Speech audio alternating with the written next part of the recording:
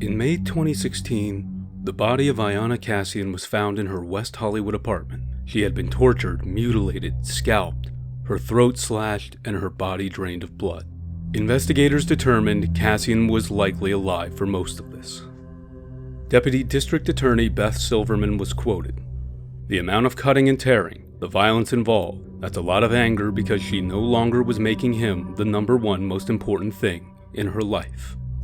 The culprit was determined to be her fiancé, Blake Leibel.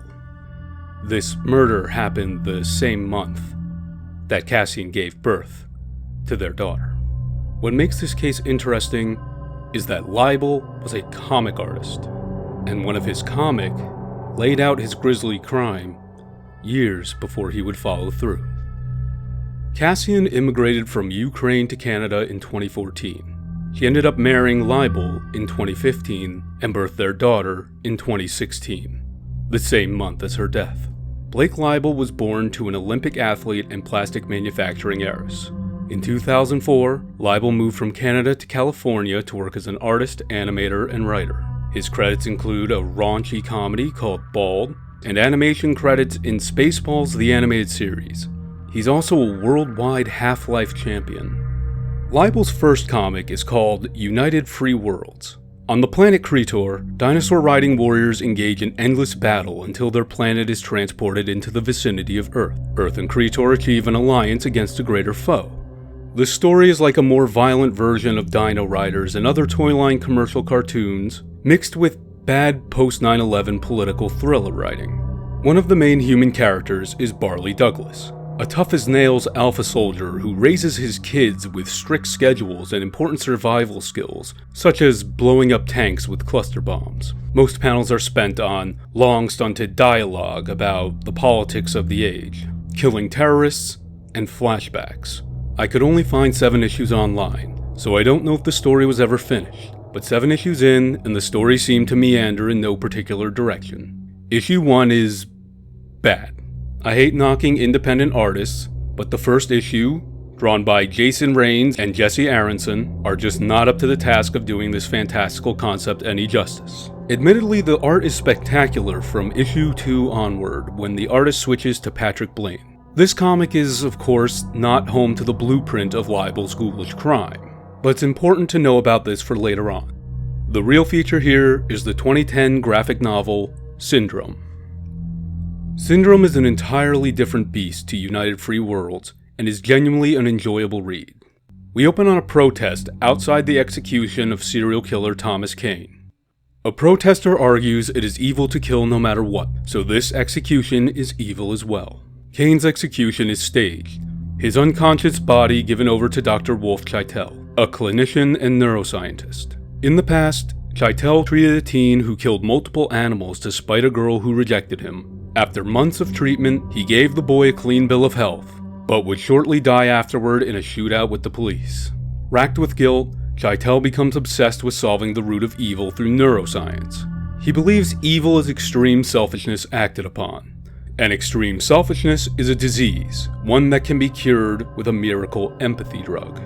A short aside from a detective at the scene of the boy's shootout suggests that there is nothing deeper. There is just evil.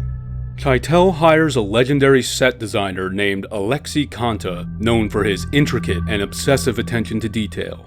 He is tasked with creating a giant fake town, where Chaitel can put his subjects through elaborate scenarios so lifelike that they won't know they're being treated and can't deceive their way out of treatment. Kane is tossed into one of these scenarios with an actress to teach him empathy through the beauty of simple living and empathy through others. But he acts out in violence. Kane is subdued, and Chaitel surgically erases Kane's memory to start again with a new elaborate scene.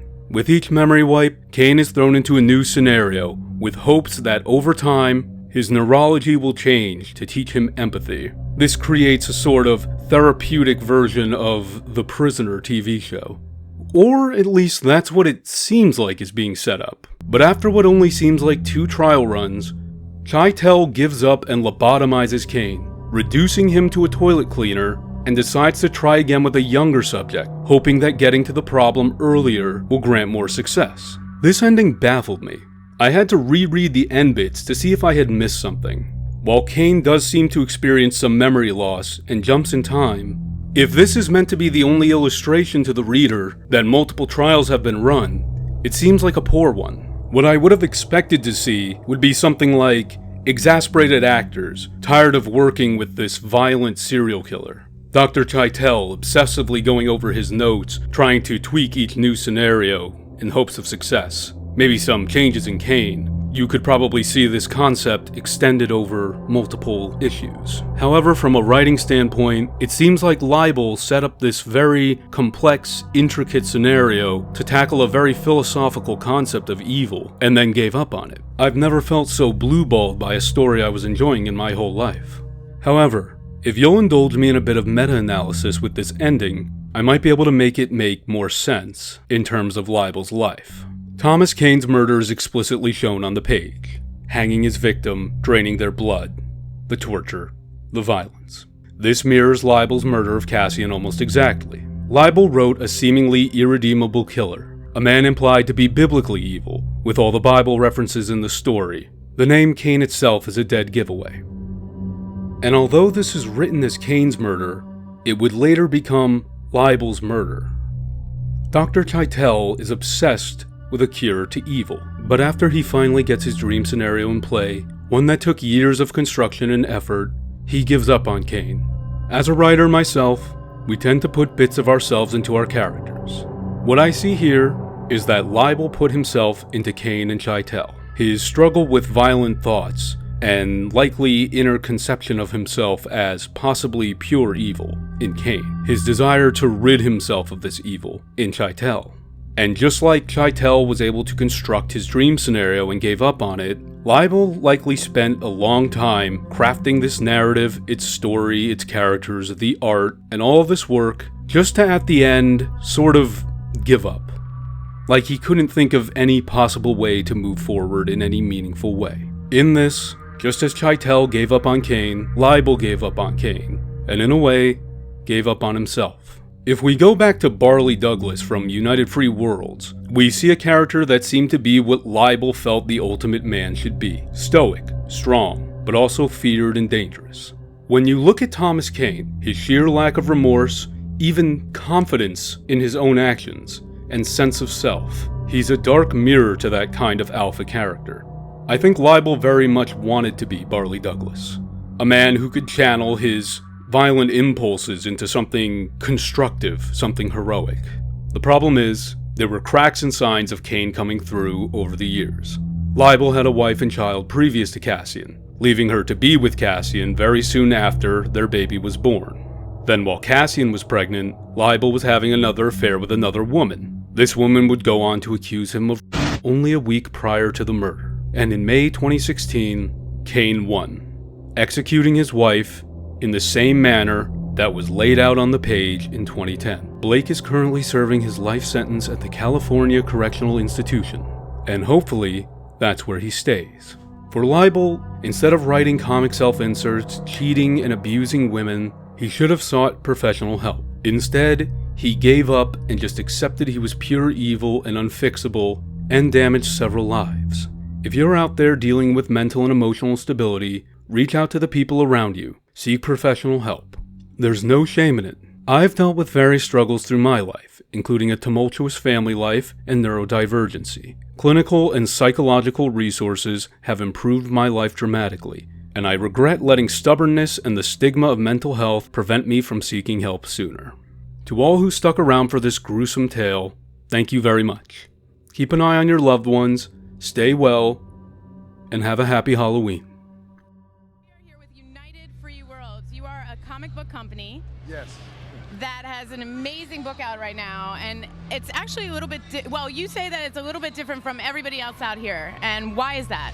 Our work is slightly different because we take more time in making the artwork a higher quality. We take a very extreme detail, it's very serious to us, and I guess that's what sets us above everyone else, is that we like to take the time to really put in the extra effort.